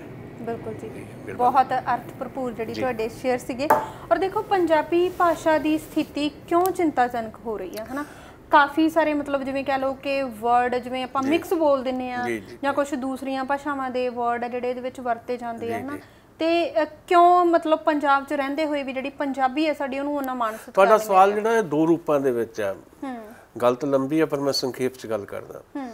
नंबर एक तां गल इह है कि किसी होर भाषा का किसी भी भाषा च लफ्ज़ आना कोई गुनाह नहीं है, पर जो सहज रूप दे विच आ रहा, असीं बहुत सारे लफ्ज़ बोलते, हुण लफ्ज़ मैं बोलिया, लफ्ज़ तो पंजाबी का है ही नहीं, है ना जी। ऐदे असीं मान लो हिंदी आ, असीं हिंदी भाषा की गल करदे, हिंदी हिंदी का ही लफ्ज़ है नहीं, है ना जी। किसी भी भाषा का लफ्ज़ तुहाडी जे भाषा सहज रूप में प्रवान करदी है, तुहाडी भाषा दे उमीरी है। पंजाबी च बहुत सारे शब्द आ रहे हैं, पर जिस रूप दे विच साडे अखौती किस्म के विद्वान पंजाबी दे विच संस्कृत की घुसपैठ करवा रहे हैं, वो खतरनाक रुझान है जी। मतलब शब्द तो तुहानूं समझ ही नहीं आउंदा, जिहड़ा खास तौर पर आलोचना की भाषा दे विच बहुत सारा जिद्दां कुछ हो रहा। इदां ही हुणे असीं लਹਿੰਦੇ पंजाब जाके आए हैं, उत्थे अरबी भाषा की घुसपैठ है, उर्दू के लफ्ज़ों की घुसपैठ है बहुत ज़्यादा, साडे संस्कृत की घुसपैठ है, एक खतरनाक है। दूजी गल ये आ जिहड़ी संकट की स्थिति जिहड़ी है, वो एक संकट तो यही है जिहड़ा मैं तुहाडे नाल जिक्र किया कि खास तौर पर जिहड़ी विद्वान जिहड़ी भाषा च लिख रहे ने वो समझ तो बाहर है, ये पंजाबी का वड्डा नुकसान है। सारे विद्वान नहीं, मैं सारिਆਂ ਨੂੰ एक रस्से नहीं बन रहा, बड़े बड़े पंजाबी की बोली दे पंजाबी भाषा के बड़े प्यारे शब्द जिहड़े बहुत सारे विद्वान वरतते हैं, अपने भाषणों च भी वरतते हैं। दूजा जिहड़ा सब तो वड्डा खतरा है सरकार की बेरुखी। जे पंजाब के मुख मंत्री चाहे वो बादल साहब रहे हो, चाहे हुण कैप्टन अमरिंदर सिंह होरी है, जे उन्होंने पंजाबी बोली या पंजाबी भाषा के प्रति बेरुखी दिखानी है तो लाजमी तौर पर चिंताजनक स्थिति बनेगी। हुक्मराना का रवैया मतलब जिन्नी देर तक हुकूमत की भाषा पंजाबी नहीं होएगी, लोगों की भाषा पंजाबी है, हुकूमत की भाषा अंग्रेजी है, ठीक है ना जी। तो साडी जिहड़ी स्कूली भाषा जिहड़ी है उहदे च घुसपैठ करवा दी गई अंग्रेजी ते हिंदी की। असीं किसी भाषा के विरोधी नहीं है, सारियां भाषावां चंगियां होंदियां, असीं भाषावां दे पूरक के तौर पर काम देखना चाहुंदे हां भी भाषावां एक दूजे दियां पूरक है तो भाषा हमेशा काया बदलती है। पंजाबी भी बदल रही है, जिहड़ी अज तो 300 साल पहले पंजाबी से अज वो पंजाबी नहीं है, अज तो 100 साल बाद जिहड़ी पंजाबी मैं अज बोल रहा ये भी नहीं रहनी, ये विकास की प्रक्रिया होंदी है। पर जबरदस्ती भाषा दे विच विगाड़ पैदा जिहड़े हो कीते जा रहे हैं उहदे ते सरकार दा किसी किस्म का कोई काबू नहीं है, सगों सरकार जिहड़ी है चाहुंदी है भी लोकां दी जिहड़ी भाषा उहनूं तबाह कर दिता जाए तो मार्केट की भाषा जिहड़ी मंडी की भाषा आ उहदे वास्ते वो यतन कर रहे हैं। सो जिन्नी देर तक हुकूमत की भाषा पंजाबी नहीं होएगी, साडी रोज़गार की भाषा परिवार की भाषा पंजाबी चाहिए है, रोज़गार की भाषा पंजाबी चाहिए है, तो सरकार की भाषा भी पंजाबी चाहिए है। सो सरकार की बेरुखी ते कुछ विद्वानां दा जिहड़ा आ पंजाबी दे विच जिहड़ा संस्कृत की घुसपैठ कराउणा जिहड़ा आ अपनी अकल दिखाउण वास्ते भी असीं बड़े वड्डे विद्वान है, ये खतरे पंजाबी नूं लाजमी तौर पर दरपेश ने। की लेखक दा काम सिर्फ लिखना ही हुंदा है ते क्योंकि तुहाडी एक सभा केंद्री पंजाबी लेखक सभा जिहदे पिछले 3 साल पहलां तुसीं जिहड़े जनरल सकत्तर रहे सीगे ते जिस तरह तुसीं गल कीती कि वाकई जिहड़ी पंजाबी दी स्थिति वो चिंताजनक है, तुहाडी वो सभा की रोल अदा करदी है? देखो केंद्रीय पंजाबी लेख सभा का बहुत वड्डा रोल है। जे कोई लड़ रहा है पंजाबी बोली लई पंजाब दे विच पंजाबी भाषा लई, पहली गल तो यही बदकिस्मती है भी अपनी ही कर्म भूमि ते पंजाबी वास्ते सानूं लड़ना पै रहा है। बिल्कुल, इसदा मतलब सरकार की बहुत वड्डी नलायकी है। केंद्रीय पंजाबी लेख सभा ही ये लड़ाई दे रही है। 1956 तो केंद्रीय पंजाबी लेख सभा बनी है, जिहदा मैं पिछले 35 साल तो एग्जैक्टिव का मैंबर रहा, कभी मीत प्रधान रहा, कभी सकत्तर रहा, पिछली टर्म दे विच मैं 3 साल जनरल सकत्तर रहा। हुण नवीं टीम दे विच दर्शन बुटर उहदे प्रधान ने ते डॉक्टर सुखदेव सिंह सिरसा जनरल सकत्तर ने। सो एक बड़ी वड्डी परंपरा है। संत सिंह सेखों इस सभा के प्रधान रहे, ज्ञानी हीरा सिंह दर्द पहला ये प्रधान रहे, पंजाब के मुख्य मंत्री रहे गुरमुख सिंह मुसाफर वो ये प्रधान रहे, रघुवीर सिंह सिरजना ये जनरल सकत्तर रहे, तो ये नाल तेरा सिंह चंद जनरल सकत्तर रहे, भाजी गुरशरण ये प्रधान रहे, संतोख सिंह धीर प्रधान रहे।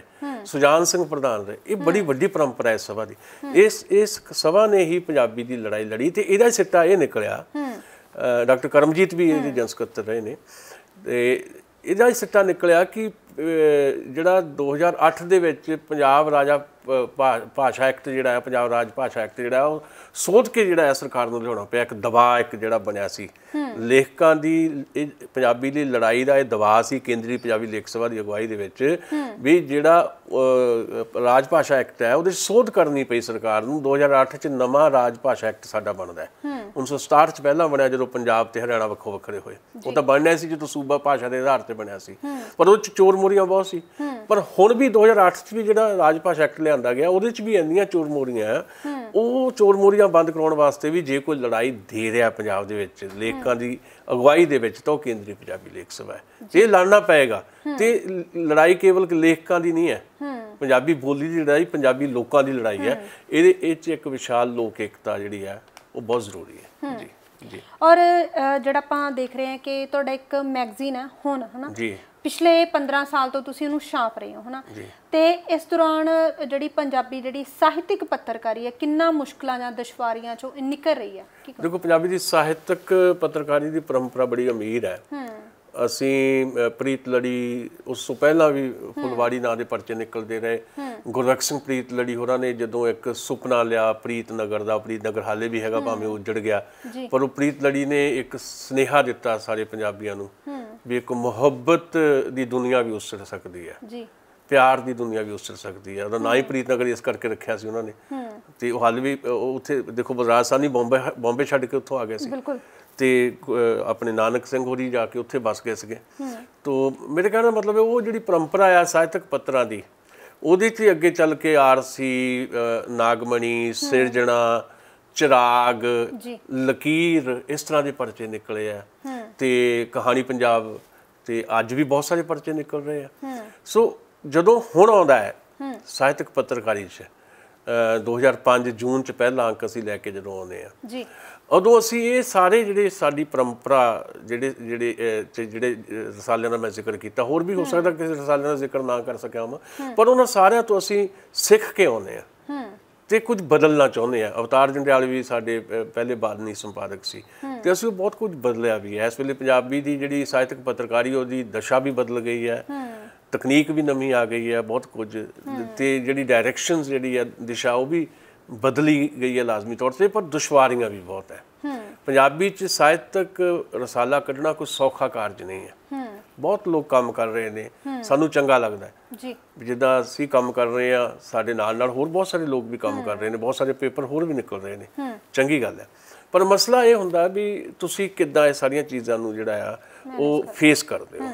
ਸਾਡੇ ਸਾਹਮਣੇ ਇਹ ਇੱਕ ਚੁਣੌਤੀ ਸੀ ਕਿ ਪੰਜਾਬੀ ਦੇ ਵਿੱਚ ਜਿਹੜਾ ਕਿਹਾ ਜਾਂਦਾ ਕਿ ਪਾਠਕ ਹੈ ਨਹੀਂ ਪੰਜਾਬੀ ਦਾ ਜੀ, ਪੰਜਾਬੀ 'ਚ ਕੋਈ ਪੜ੍ਹਦਾ ਹੀ ਨਹੀਂ, ਤੇ ਅਸੀਂ ਉਹ ਜਿਹੜਾ ਭਰਮ ਤੋੜਿਆ ਹੁਣ ਮੈਗਜ਼ੀਨ ਨੇ। ਵੱਡੀ ਗਿਣਤੀ 'ਚ ਹੁਣ ਮੈਗਜ਼ੀਨ ਛਪਦਾ ਹੈ, ਲੋਕ ਉਹਨੂੰ ਪੜ੍ਹਦੇ ਆ, ਲੋਕ ਉਹਨੂੰ ਉਡੀਕਦੇ ਆ। ਸੋ ਇਸ ਕਰਕੇ ਮੈਨੂੰ ਲੱਗਦਾ ਹੈ ਕਿ ਜਿਹੜੀਆਂ ਮੁਸੀਬਤਾਂ ਉਹਦੇ 'ਤੇ ਅਸੀਂ ਉਹਨਾਂ ਟਕਰਾਉਂਦਿਆਂ ਹੋਇਆ ਜਿਹੜਾ ਆਪਣਾ ਸਫ਼ਰ ਜਾਰੀ ਜਿਹੜਾ ਰੱਖਿਆ ਹੋਇਆ, ਇਹ ਨਹੀਂ ਕਿ ਸਾਡਾ ਕੋਈ ਇਕੱਲਾ ਸ਼ੌਕ ਹੀ ਹੈ, ਸਾਨੂੰ ਲੱਗਦਾ ਸਾਡੀ ਜ਼ਿੰਮੇਵਾਰੀ ਹੈ, ਕਿਸੇ ਨਾ ਕਿਸੇ ਨੇ ਤੇ ਜ਼ਿੰਮੇਵਾਰੀ ਚੁੱਕਣੀ ਹੈ। ਜਿਹੜੇ ਹੋਰ ਦੋਸਤ ਵੀ ਚੱਕ ਰਹੇ ਆ, ਵੈਲਕਮ ਹੈ, ਬਹੁਤ ਚੰਗੀ ਗੱਲ ਹੈ। ਸੋ ਅਲਟੀਮੇਟਲੀ ਮੈਨੂੰ ਲੱਗਦਾ ਹੈ ਕਿ ਪੰਜਾਬੀ ਦੇ ਸਾਹਿਤਕ ਰਸਾਲਿਆਂ ਦਾ ਇਸ ਵੇਲੇ ਜਿਹੜਾ ਆ ਯੁੱਗ ਜਿਹੜਾ ਚੱਲ ਰਿਹਾ ਉਹ ਬੜਾ ਬਿਹਤਰੀਨ ਯੁੱਗ ਹੈ, ਤੇ ਇਹਦੇ ਤੋਂ ਅੱਗੇ ਹੋਰ ਇਹ ਸਾਹਿਤਕ ਪੱਤਰਕਾਰੀ ਜਾਵੇ, ਇਹ ਸਾਡੀ ਉਮੀਦ ਬਣੀ ਰਹਿਣੀ ਚਾਹੀਦੀ ਹੈ।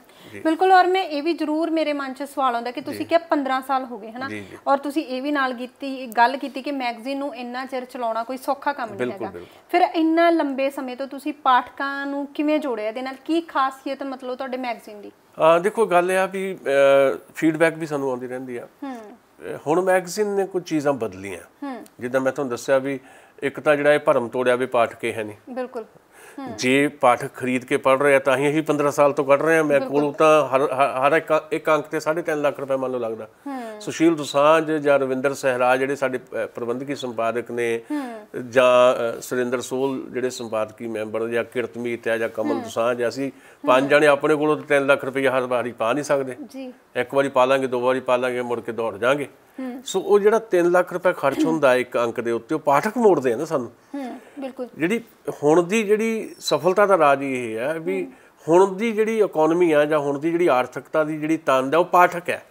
ਲੇਖਕ ਤੇ ਪਾਠਕ ਜਿਹੜੇ ਸਾਨੂੰ ਲਿਖ ਕੇ ਦੇ ਰਹੇ ਨੇ, ਜਿਹਨਾਂ ਨੂੰ ਅਸੀਂ ਛਾਪ ਰਹੇ ਹਾਂ। ਦੂਜੀ ਗੱਲ ਕੀ ਵਿਸ਼ੇਸ਼ ਹੈ, ਅਸੀਂ ਕੁਝ ਚੀਜ਼ਾਂ ਬਦਲਤੀਆਂ। ਇੱਕ ਅਸੀਂ ਫ੍ਰੀ ਕਲਚਰ ਤੋੜਿਆ, ਮੁਫਤ ਕਲਚਰ ਜਿਹੜਾ ਸਾਡੇ ਬਹੁਤ ਹੈ ਨਾ, ਪੜ੍ਹਨ ਦੀ ਜਿਹੜੀ ਗੱਲ ਆਪਾਂ ਕਰ ਰਹੇ ਹਾਂ, ਇਸ ਕਰਕੇ ਜੇ ਤੁਸੀਂ ਕਿਸੇ ਦੀ ਚੀਜ਼ ਨੂੰ ਮੁਫਤ ਦਓਗੇ ਉਹਦੀ ਚੀਜ਼ ਦੀ ਕਦਰ ਨਹੀਂ ਕਰੇਗਾ। ਬਿਲਕੁਲ ਜੀ, ਠੀਕ ਹੈ ਨਾ ਜੀ। ਅਸੀਂ ਮੁਫਤ ਕਲਚਰ ਤੋੜਿਆ, ਇੱਕ ਵੀ ਮੈਗਜ਼ੀਨ ਸਾਡਾ ਅਸੀਂ ਕਿਸੇ ਨੂੰ ਮੁਫਤ ਨਹੀਂ ਦਿੰਦੇ, ਲੋਕ ਖਰੀਦਦੇ ਆ ਜਾਂ ਸਬਸਕ੍ਰਿਪਸ਼ਨ ਹੈ ਇਹਦੀ। ਦੂਜੀ ਗੱਲ ਇਹ ਦਾ ਕੰਟੈਂਟ ਦਾ ਮਸਲਾ ਹੈ। ਅਸੀਂ ਦੁਨੀਆ ਭਰ ਦਾ ਕਲਾਸਿਕ ਸਾਹਿਤ ਜਿਹੜਾ ਆ ਉਹ ਪੰਜਾਬੀ 'ਚ ਕਰਕੇ ਕਰਵਾ ਕੇ ਜਿਹੜਾ ਆ ਉਹ ਕੁਝ ਸਾਹਿਤ ਅਸੀਂ ਦਿੰਦੇ ਹਾਂ। ਅਸੀਂ ਸਾਡੀਆਂ ਭਾਰਤੀ ਬਾਕੀ ਭਾਸ਼ਾਵਾਂ ਦਾ ਸਾਹਿਤ ਜਿਹੜਾ ਬਿਹਤਰੀਨ ਹੈ ਉਹ ਵੀ ਇਹਦੇ ਰਾਹੀਂ ਦਿੰਦੇ ਹਾਂ। ਦੂਜੀ ਇੱਕ ਅਸੀਂ ਗੱਲਾਂ ਨਾਂ ਦਾ ਸਾਡਾ ਇੱਕ ਕਾਲਮ ਹੈ, ਜਿਸ 'ਚ ਪੰਜਾਬੀ ਦੇ ਵੱਡੇ ਲੇਖਕ ਜਿਹੜੇ ਆ, ਅਤੇ ਜਿਹਦੇ 'ਚ ਹੁਣ ਕਈ ਲੇਖਕ ਉਹ ਰਹੇ ਵੀ ਨਹੀਂ, ਅਸੀਂ ਉਹਨਾਂ ਨੂੰ ਇੰਟਰਵਿਊ ਕੀਤਾ, ਅਤੇ ਉਹ ਇੰਟਰਵਿਊ ਆਪਣੇ ਆਪ ਦੇ ਵਿੱਚ ਇੱਕ ਮੈਗਜ਼ੀਨ ਹੈ। 40-45 ਸਫ਼ਿਆਂ ਦੀ ਇੰਟਰਵਿਊ ਹੁੰਦੀ ਹੈ। ਅਸੀਂ ਉਹਦੀ ਸੰਤੋਖ ਸਿੰਘ ਧੀਰ ਉਹਨਾਂ ਨੂੰ ਕੀਤਾ, ਅੱਜ ਸਾਡੇ ਕੋਲ ਸਾਂਭੇ ਹੋਏ ਅੱਜ ਸੰਤੋਖ ਸਿੰਘ ਧੀਰ ਜਿਹੜੇ ਜਿਸਮਾਨੀ ਤੌਰ ਤੇ ਨਹੀਂ ਹੈਗੇ। ਅਸੀਂ ਗੁਰਸ਼ਰਨ ਭਾਜੀ ਨੂੰ ਕੀਤਾ ਉਹ 'ਚ ਇੰਟਰਵਿਊ, ਉਹ ਅੱਜ ਸਾਡੇ ਵਿਚਕਾਰ ਨਹੀਂ। ਅਸੀਂ ਰਾਮ ਸਰੂਪ ਫਣਖੀ ਨੂੰ ਕੀਤਾ ਜੋ ਸਾਡੇ ਵਿਚਕਾਰ ਨਹੀਂ। ਅਸੀਂ ਗੁਰਦਿਆਲ ਸਿੰਘ ਹੋਰਾਂ ਨੂੰ ਕੀਤਾ, ਉਹ ਸਾਡੇ ਵਿਚਕਾਰ ਨਹੀਂ। ਸੋ ਅਸੀਂ ਜਸਵੰਤ ਸਿੰਘ ਕਮਲ ਹੋਰਾਂ ਨੂੰ ਇਹ 'ਚ ਇੰਟਰਵਿਊ ਕੀਤਾ, ਉਹ ਵੀ ਅੱਜ ਸਾਡੇ ਵਿਚਕਾਰ ਨਹੀਂ, ਪਰ ਅਸੀਂ ਸਾਂਭੇ ਹੋਏ ਆ। ਬਿਲਕੁਲ। ਤੇ ਇਹ ਵੱਖਰੀ ਕਿਸਮ ਦੀ ਇੰਟਰਵਿਊ ਹੁੰਦੀ ਹੈ ਸਾਡੀ ਗੱਲਾਂ ਕਾਲਮ ਦੇ ਵਿੱਚ। ਇਹਦੇ 'ਚ ਲੇਖਕ ਦਾ ਸਾਰਾ ਕੁਝ ਆ ਜਾਂਦਾ, ਉਹਦੀ ਰਚਨਾਕਾਰੀ ਵੀ ਤੇ ਉਹਦਾ ਜੀਵਨ ਵੀ। ਹੋਰ ਬੜਾ ਕੁਝ ਆ, ਮੌਲਿਕ ਕਿਸਮ ਦੀ ਜਿਹੜੀ ਰਾਈਟਿੰਗਸ ਅਸੀਂ ਇਹਦੇ ਛਾਪਦੇ ਹਾਂ, ਕਹਾਣੀਆਂ ਵੀ ਛਾਪਦੇ ਹਾਂ, ਕਵਿਤਾ ਵੀ ਛਾਪਦੇ ਹਾਂ। ਪਰ ਹੁਣ ਮੈਗਜ਼ੀਨ ਕਵਿਤਾ ਤੇ ਕਹਾਣੀ ਦਾ ਪਰਚਾ ਨਹੀਂ ਹੈ। ਹੁਣ ਮੈਗਜ਼ੀਨ ਸਾਹਿਤ ਦੀਆਂ ਵੱਖ-ਵੱਖ ਸਿਨਫਾਂ ਦਾ ਵੀ ਪਰਚਾ ਆ ਤੇ ਵਰਲਡ ਕਲਾਸਿਕ ਦਾ ਵੀ ਪਰਚਾ ਹੈ। ਇਸੇ ਕਰਕੇ ਹੁਣ ਮੈਗਜ਼ੀਨ ਨੂੰ ਇੰਨੀ ਮੁਹੱਬਤ ਮਿਲੀ ਹੈ ਵੀ ਸਾਨੂੰ ਬਹੁਤਾ ਉਚੇਚ ਨਹੀਂ ਕਰਨਾ ਪੈਂਦਾ, ਵੀ ਸਾਨੂੰ ਇਹਦੇ ਪੈਸੇ ਦਾ ਜੁਗਾੜ ਨਹੀਂ ਕੋਈ ਕਰਨਾ ਪੈਂਦਾ, ਪਾਠਕ ਆਪ ਹੀ ਇਹਨੂੰ ਚਲਾ ਰਹੇ ਨੇ। ਇਹੀ ਇਹਦੀ ਸਫਲਤਾ ਦਾ ਰਾਜ। ਔਰ ਜਾਂਦੇ ਜਾਂਦੇ ਮੈਂ ਇੱਕ ਸਵਾਲ ਤੁਹਾਡੇ ਤੋਂ ਹੋਰ ਪੁੱਛਣਾ ਚਾਹੂੰਗੀ, ਪਰ ਬੜੇ ਥੋੜੇ ਸ਼ਬਦਾਂ 'ਚ, ਕਿਉਂਕਿ ਜਿਹੜਾ ਸਮਾਂ ਸਾਡੇ ਕੋਲੇ ਜ਼ਿਆਦਾ ਨਹੀਂ ਹੈਗਾ। ਆਪਾਂ ਦੇਖਦੇ ਹਾਂ ਕਿ ਲੇਖਕ ਆ ਨਾ ਜਿਹੜੇ, ਉਹਨਾਂ ਦਾ ਸੁਭਾਅ ਬੜਾ ਮਿਲਣਸਾਰ ਹੁੰਦਾ। ਕਿ ਜਿਹੜਾ ਸਾਹਿਤ ਆ ਮਨੁੱਖੀ ਸੁਭਾਅ ਤੇ ਵੀ ਅਸਰ ਪਾਉਂਦਾ? ਬਿਲਕੁਲ। ਦੇਖੋ ਸਾਹਿਤ ਦਾ ਤਾਂ ਮੈਂ ਤੁਹਾਨੂੰ ਦੱਸਿਆ ਮਨੋਰਥ ਇਹ ਹੈ ਬੰਦੇ ਨੂੰ ਬੰਦਾ ਬਣਾਉਣਾ। ਮਤਲਬ ਜੇ ਤੁਸੀਂ ਸਾਹਿਤ ਦੇ ਲੜ ਲੱਗ ਜਾਂਦੇ ਹੋ ਨਾ, ਤੁਹਾਡੇ 'ਚ ਤੁਹਾਨੂੰ ਆਪਣੇ ਆਪ ਹੀ ਇਹ ਫੀਲਿੰਗ ਹੋਣ ਲੱਗ ਪਈ ਤੁਸੀਂ ਬਹੁਤ ਬਦਲ ਜਾਂਦੇ ਹੋ। ਜਿੱਦਾਂ ਤੁਸੀਂ ਪਹਿਲਾਂ ਸੋਚਦੇ ਸੀ ਉੱਦਾਂ ਨਹੀਂ ਸੋਚਦੇ। ਤੁਹਾਡੀ ਸੋਚ ਹੀ ਬਦਲ ਜਾਂਦੀ ਹੈ, ਤੁਹਾਨੂੰ ਦੁਨੀਆ ਹੀ ਹੋਰ ਨਜ਼ਰ ਆਉਂਦੀ ਹੈ, ਤੁਹਾਨੂੰ ਸਭ ਕੁਝ ਆਪਣਾ ਆਪਣਾ ਲੱਗਣ ਲੱਗ ਪੈਂਦਾ। ਮਤਲਬ ਇਹ ਸਾਹਿਤ ਦੀ ਖੂਬਸੂਰਤੀ ਹੈ। ਚੰਗਾ ਸਾਹਿਤ ਇਹਨੂੰ ਕਹਿੰਦੇ ਆ।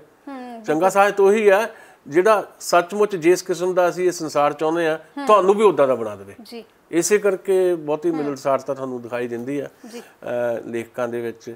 ਤੇ ਮੈਨੂੰ ਲੱਗਦਾ ਕਿ ਬਹੁਤ ਸਾਰੀਆਂ ਗੱਲਾਂ ਇਸ ਤਰ੍ਹਾਂ ਦੀਆਂ ਜਿਹੜੀਆਂ ਸਾਹਿਤ ਰਾਹੀਂ ਹੀ ਤੁਹਾਨੂੰ ਅਮੀਰ ਕਰਦੀਆਂ।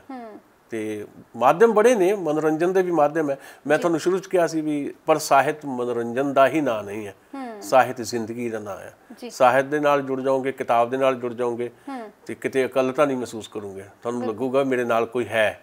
ਸੋ ਇਹੀ ਸਾਹਿਤ ਦਾ ਕੰਮ ਵੀ ਹੈ ਤੇ ਉਹ ਇਸੇ ਤਰ੍ਹਾਂ ਹੋ ਰਿਹਾ ਜੀ। ਔਰ ਬੜੇ ਖੂਬਸੂਰਤ ਸ਼ਬਦਾਂ ਦੇ ਨਾਲ ਜਿਹੜਾ ਅਸੀਂ ਪ੍ਰੋਗਰਾਮ, ਅੱਜ ਦਾ ਇਹ ਪ੍ਰੋਗਰਾਮ ਨੂੰ ਇੱਥੇ ਹੀ ਸਮਾਪਤ ਕਰਦੇ ਹਾਂ। ਔਰ ਤੁਹਾਡਾ ਬਹੁਤ ਧੰਨਵਾਦ ਕਰਦੇ ਹਾਂ ਕਿ ਜਿਹੜੀ ਤੁਸੀਂ ਆਪਣੀ ਜਿਹੜੀ ਸਾਹਿਤਿਕ ਸਫ਼ਰ ਦੀ ਜਾਣਕਾਰੀ ਸਾਡੇ ਨਾਲ ਸ਼ੇਅਰ ਕੀਤੀ ਆ। ਇਸ ਦੇ ਨਾਲ ਹੀ ਪ੍ਰੋਗਰਾਮ ਸਾਹਿਤ ਦੇ ਸੰਗ ਦਾ ਸਮਾਂ ਇੱਥੇ ਹੀ ਖਤਮ ਹੁੰਦਾ, ਪਰ ਇਸ ਵਾਅਦੇ ਦੇ ਨਾਲ ਕਿ ਅਗਲੇ ਹਫ਼ਤੇ ਕਿਸੇ ਹੋਰ ਸਾਹਿਤਕਾਰ ਨੂੰ ਲੈ ਕੇ ਤੁਹਾਡੇ ਰੂਬਰੂ ਹੋਵਾਂਗੇ। ਤਦ ਤੱਕ ਲਈ ਤੁਸੀਂ ਦੇਖਦੇ ਰਹੋ ਵਿਜ਼ਨ ਪੰਜਾਬ ਟੀਵੀ, ਹਰ ਕਦਮ ਤੁਹਾਡੇ ਨਾਲ।